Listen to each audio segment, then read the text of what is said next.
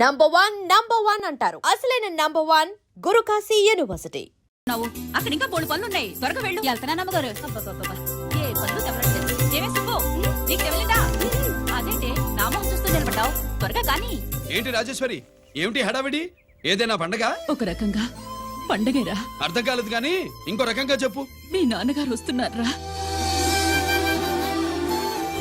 ఏంటి, నాన్న వస్తున్నాడు? అవునరా, మీ నాన్నగారు తలుచుకుంటున్నట్టున్నారా? ఆయన తలుచుకుంటే ఎక్కిళ్ళు కాదు, హార్ట్ అటాక్ వస్తుంది. వస్తా. ఒరే గిరి, ఆగరా. హలో అన్నగారు, మీ ముద్దుల నాన్నగారిని చూడ్డానికి వచ్చేసారన్నమాట. ఏమిట్రా నువ్వు? అంత దూరం నుంచి నేను వస్తే నువ్వేంటి ఇక్కడున్న వాడివి బయటికి వెళ్ళిపోతున్నావు? ఆయన రాగానే నన్ను చూశాడనుకో తేడా వస్తుంది, నీకా ఆయనకా ఇద్దరికి. అందుకే బయటికి పోతున్నా, వస్తా. గిరి, ఏమిటమ్మా వీడు? 14 ఏళ్ల క్రితం నాన్నగారే ఇంకా వాడి మనసులో ఉన్నట్టున్నారా?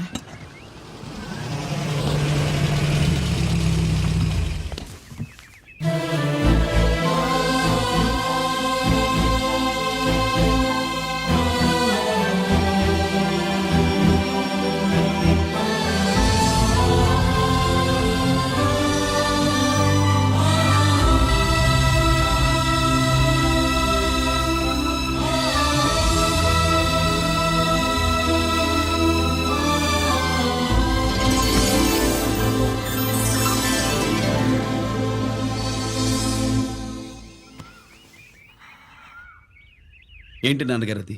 నేను వచ్చేసరికి నిన్నెలా చూడాలనుకున్నాను, అలాగే చూశాను కదా, అందుకే. సుబ్బు, వెళ్ళి హారతి పళ్ళని తీసుకురా. అలాగే.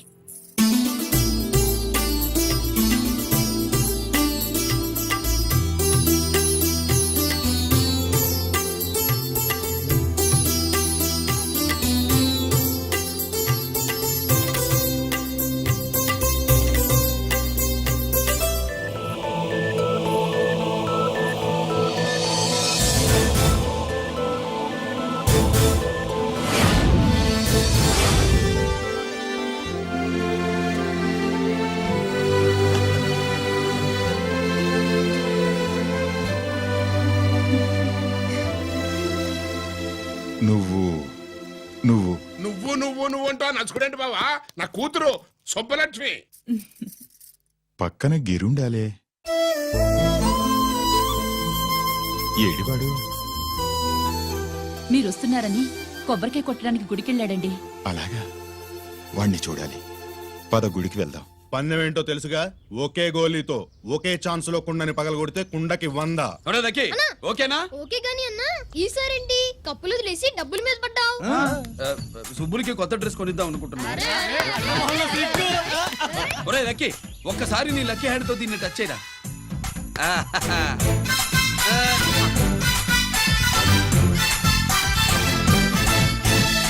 అదేంటి నోట్లో వేసుకున్నాడు? అదే గిరన్న స్పెషాలిటీ.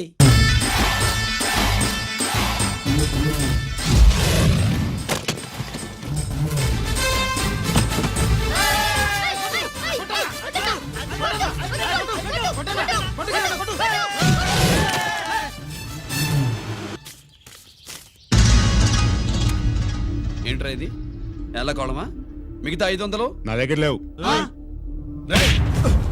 మర్యాదగా 3 అంకెలు లెక్కెట్టలోగా ఇవ్వకపోతే నాకు 3 అవుద్ది, ఆ తర్వాత నీకు 3.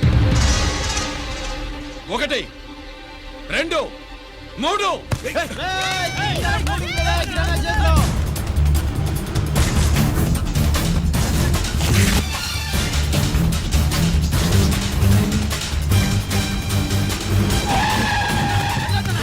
ఎక్కడికి పారిపోతున్నావు? దొరికావు. తీరా, తప్పు తీ బయటికి. 500 బయటికి తీరా, నరికేస్తా.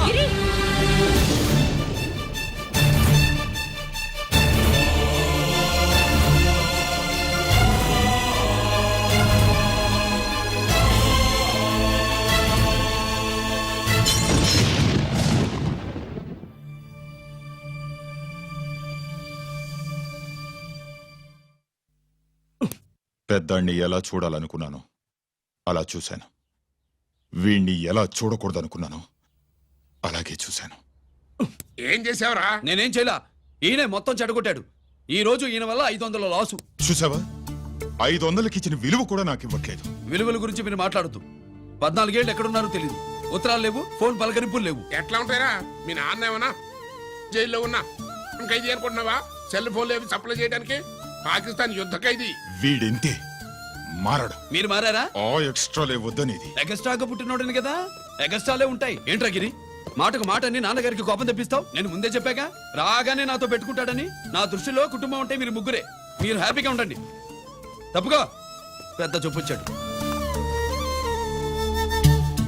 దమ్ముంటే నాతో గెలు. పందానికి రెడీయా? రెడీయే. పందెం ఏంటో? ఈ సోడాని ఓపెనర్ తో పని లేకుండా చేత్తో ఓపెన్ చేసి ఎత్తిన సోడా దించకుండా గడగడా తాగేయాలి. తాగితే 200 ఇస్తా. అంతొద్దు, ఇంకో మాట చెప్పు. 500 ఇస్తా. అయితే ఓకే. అవునరా, లక్కీ గాడు ఎక్కడా? ఇంకా రాలేదన్నా.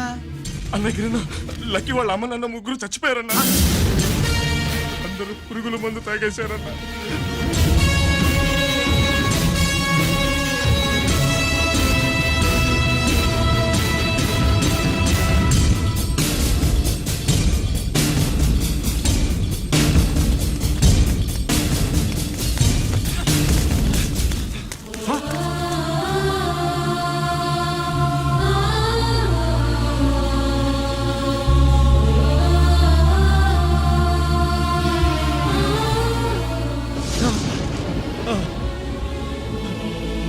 Lucky, lucky.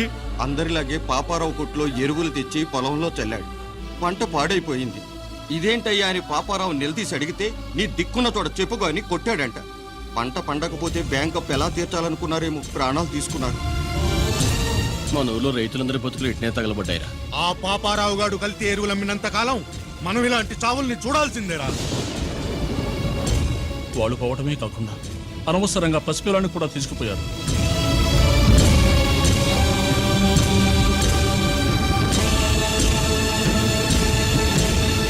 ఈ పాపం ఫండెను నేడు, నీ భరతం ఫటతా చూడు. నీ ఫాలిటి ఎముణ్ణి నేను, నీ కరెక్ట్ మొగుణ్ణి నేను.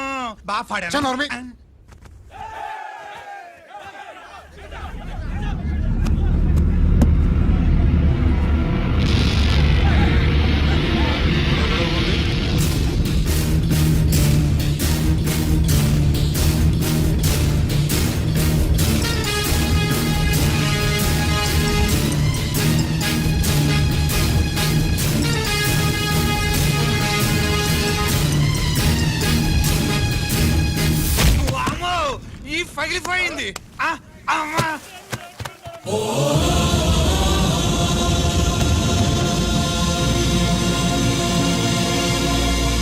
ఏంటిది? ఇదేమన్నా హాస్పిటల్ అనుకున్నావా? వీడికి ప్రాణం లేదు. అయితే ఇక్కడికి ఎందుకు తీసుకొచ్చావు? తీసుకెళ్ళి శ్మశానంలో తగలై. ఏయ్! రైతులు పంటలు పండిస్తున్నారు, కానీ పంటను ఎప్పుడు కల్తీ చెయ్యరు. కల్తీ లేని పంటను తిని ఒళ్ళు పెంచుకున్న మీకు మాత్రం కల్తీ అలవాట్లు వస్తున్నాయి. బియ్యంలో కల్తీ, నెయ్యిలో కల్తీ, పాలల్లో కల్తీ, నీళ్లలో కల్తీ, పెట్రోల్లో కల్తీ, విత్తనాల్లో కల్తీ, ఓట్లలో కల్తీ, నోట్లలో కల్తీ, ఆఖరికి పంటను కాపాడే ఎరువును కూడా కల్తీ చేసి పేద రైతుల ప్రాణాలు తీస్తున్నారా? చచ్చిన వాడికి ₹1,00,000 గవర్నమెంట్ ఇస్తుంది కదా. ఆ రూల్ పెట్టాక కూడా చాలా మంది ఆత్మహత్యలు చేసుకున్నారా? ఏయ్, మా దగ్గర ఇంత లెక్చర్ ఇస్తావు. చచ్చిన వాడికి డబ్బు ఇవ్వతే నేను గవర్నమెంట్ సిఫారసు చెయ్యి. సిఫార్సు చేయాల్సింది మీలాంటి వాళ్ళను కాల్చి చంపమనరా? కరువు కాటకాలు రైతుల కడుపు మీద మాత్రమే కొడితే మీ కల్తీ ఎరువులు వాళ్ళ బతుకు మీద దెబ్బ కొడుతున్నాయిరా కుక్కల కొడకల్లా. రేయ్, ఆ లారీలో ఉన్న బస్తాలన్నీ దించండ్రా.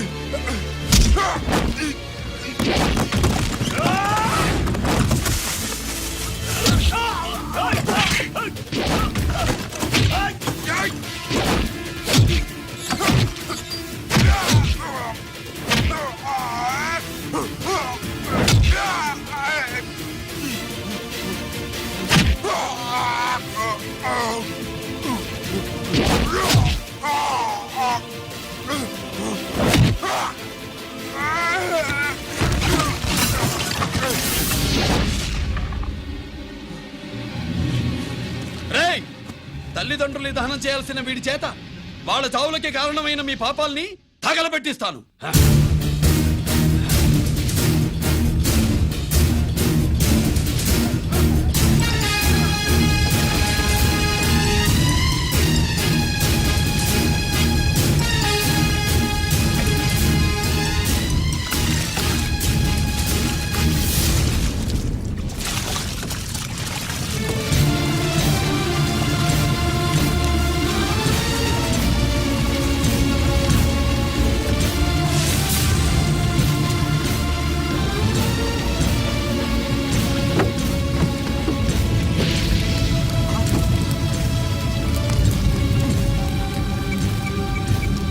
Police station.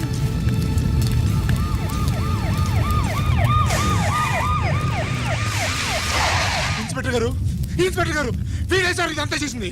ఎవడో చచ్చాడని చెప్పి జనాలందరినీ వేసుకొచ్చి మమ్మల్ని అందరినీ కొట్టి నా బస్తాలని తగలబెట్టేశారు సార్. ఏంటి నువ్వేనండి ఇవన్నీ గాలి చేసినది? నేను కాదు, నేను నేను నేను నేను నేను నేను నేను నేను కాదు నేను కాదు నేను అంతా నానంతే నానంటున్నారు. వీటికి అల్లూరి సీతారామరాజు ఫ్యామిలీకి ఏదైనా కనెక్షన్ ఉన్నదా? ఈందే ఆయన జిల్లానండి. అయినా మనకెందుకు సార్, నేనంటే నేనని ఇంతమంది అంటున్నారు. మన స్టేషన్లో 2 సెల్సే ఉన్నాయి. షార్ట్ సర్క్యూట్ అయిందని రాసుకుని కేసు మూసేద్దాం.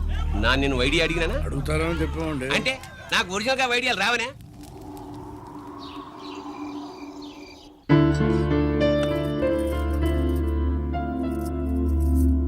ఆగు రాజేశ్వరి.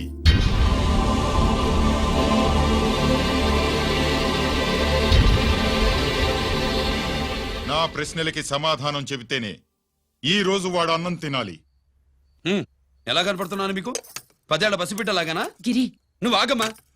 ఆయన బెత్తం పట్టుకుంటే చేయి చాపడానికి, గడియారం పెట్టి నిమిషాలు లెక్క పెడితే ముద్దలు మింగడానికి నేను ఇంకా పసిబిడ్డను కాదు. అదే అదే అలా అడ్డంగా మాట్లాడితేనే ఇంట్లో నుంచి వెళ్ళగొడతాను. మీరు లేకుండా 14 ఏళ్లు బతికాం, అది మర్చిపోకండి. ఏంట్రా నీ ఆవేశం?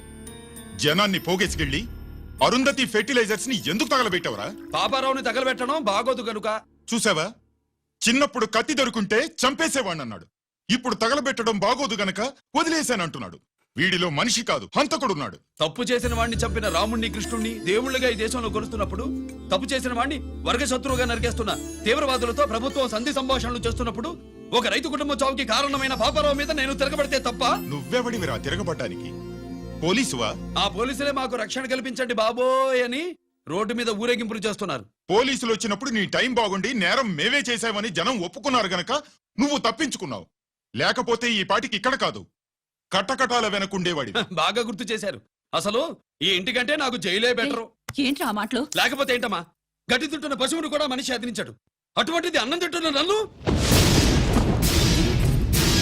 గిరి, గిరి,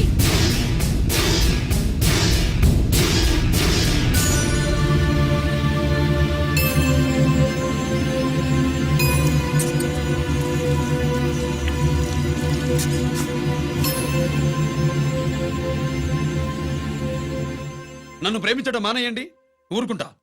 ద్వేషిస్తే సహించండి. గిరి.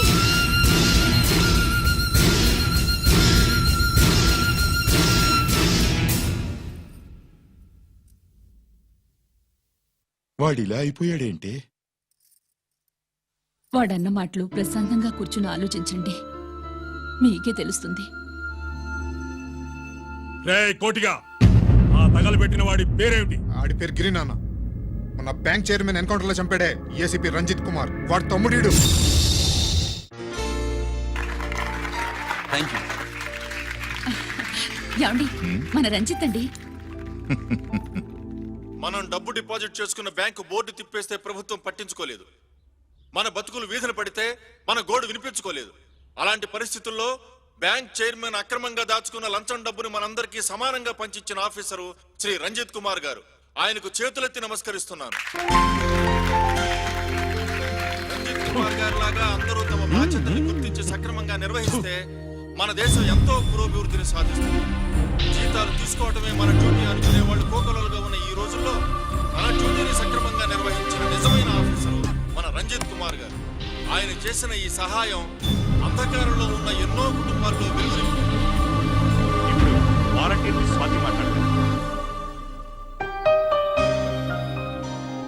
మామూలుగా ప్రజల కోసం రిస్క్ చేసిన ఆఫీసర్స్ ని ప్రభుత్వం ప్రమోషన్ ఇచ్చి సత్కరిస్తుంది. కానీ ఇప్పుడు వేరేలా సత్కరించడం జరిగింది. ప్రమోషన్తో కాదు, ట్రాన్స్ఫర్తో. బట్ ఈ నగర ప్రజలు మాత్రం ఏసీపీ గారిని ఈ మెడల్తో సత్కరిస్తున్నారు. ఇది గవర్నర్ గారి మెడల్ కన్నా, ప్రెసిడెంట్ మెడల్ కన్నా గొప్పదని నా ఉద్దేశం.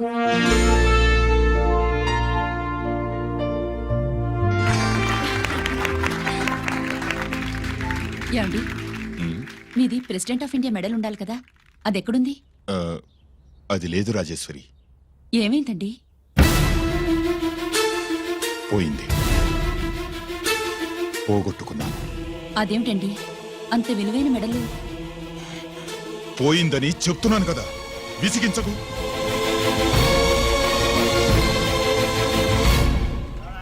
ఇదిగో. ఏంటి బావా, నీ వెండి కప్పులన్నీ కరిగిస్తున్నావు? నా కాళ్ళకి వెండి పట్టీలు చేస్తున్నావా? కాదు. మరి దేనికోసం?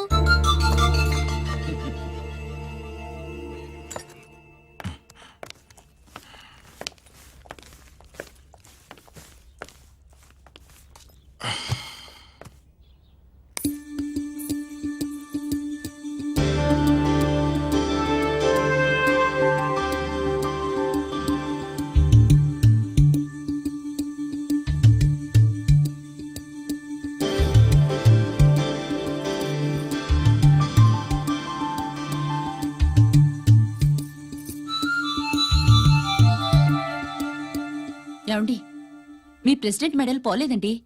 అదిగో అక్కడే ఉంది, చూడండి. అది నాది కాదు రాజేశ్వరి. నువ్వే చేయించానని చెప్పు, వెళ్ళు. నా కప్పులను కరిగించి నేనే చేయించానన్నా.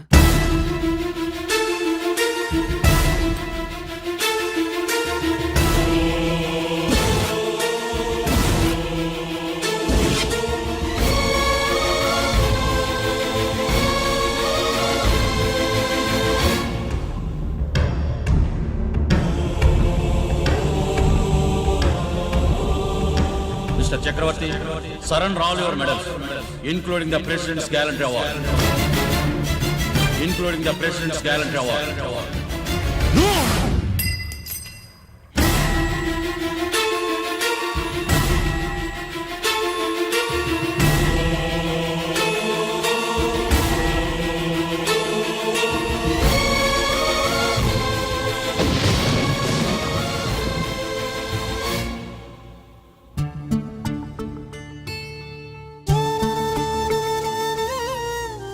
గిరి,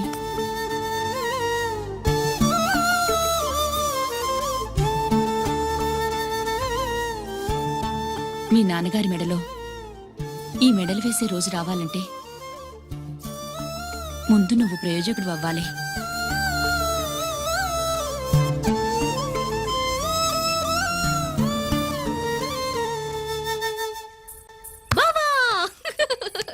ఏంటి? బావా, ఆ. నువ్వు ఈ టిఫిన్ సెంటర్ కంటే బట్టల షాప్ పెట్టుంటే బాగుండేది. ఏ బట్టల షాప్ అయితే రోజుకో చీర కట్టుకుందామనా? ఇదిగో, ఏ పని చేయకపోతే తప్పు గాని ఏదో ఓ పని చేయడం గొప్పేనే. సోతా ఉండు, త్వరలో దీన్ని 5 నక్షత్రాల హోటల్ చేస్తాను. బావా, నీ ఫస్ట్ టైం రిబ్బన్ కొస్తున్నందుకు చాలా ఆనందంగా ఉంది. కావాలంటే ఈ రిబ్బన్ లో ముక్క కోసుకుని నీ జడలో పెట్టుకోగాని హోటల్ ఓపెనింగ్ చేసేది మాత్రం నువ్వు కాదు. రంజితాన్ని వచ్చేసాడు. స్వాతి,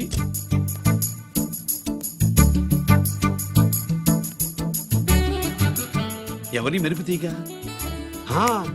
ఆ రోజు అన్నయ్య మెడలో మెడలు వేసిన అమ్మాయి ఈ తీగే.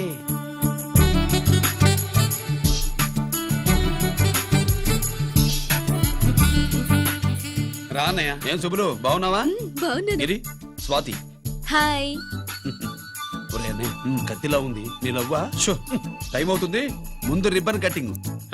పద.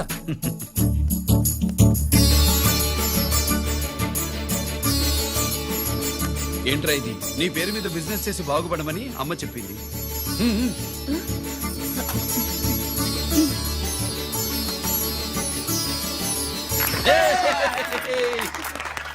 అమ్మ ఎక్కడ?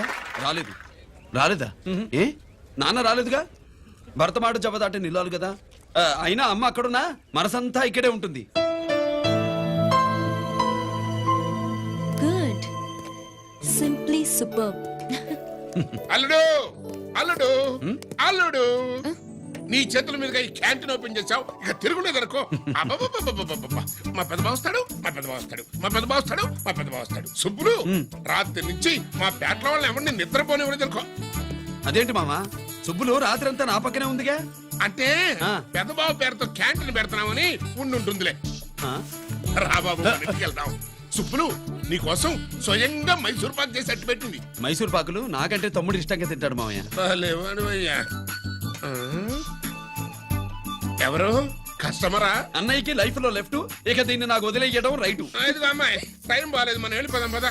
ఇక్కడ నాకు చాలా పనుంది, నువ్వు వెళ్ళు. ఏంటా పని? నీళ్లు తోడాలా, దోశ వేయాలా, బోని చేయాలా, ఇంకా ఇంకా రాత్రి నుంచి పని చేసి పెట్టినందుకు ఈ రాత్రికి బాబు నాకు మంచి బహుమతి ఇస్తానన్నాడు. ఏంటది?